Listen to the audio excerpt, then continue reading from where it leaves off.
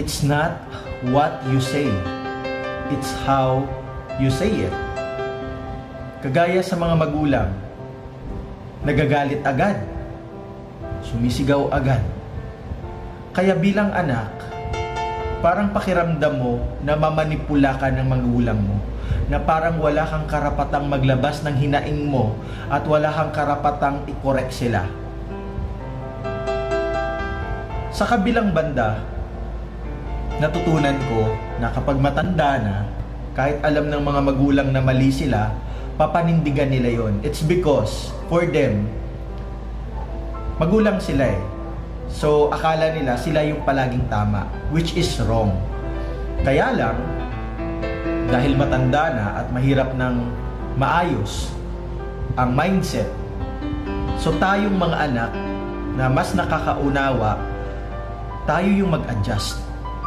Hindi ibig sabihin, mali tayo. Ibig sabihin, tayo yung mas nakakaunawa. Alam natin yung tama. Alam natin yung mas mabuti. Kasi close-minded na sila eh. At kukunti na lang ang panahon na natitira sa kanila. Alam mo yung mga magulang natin, lambing lang yung katapat niyan eh. Mas okay na magkusa ka. Yun lang yung gusto ng mga parents natin. That's a sign of respect and love for them. Ako, nauunawaan ko na may mga magulang talaga na masama, pero naniniwala din ako na hindi sila habang buhay na masama.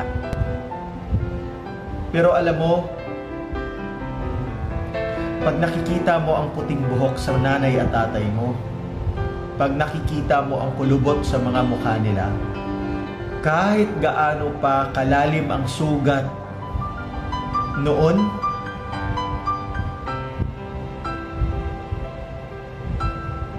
lalambot ang puso mo. Unless kaya mo silang makitang mamatay na naghihirap, na pinabayaan mo.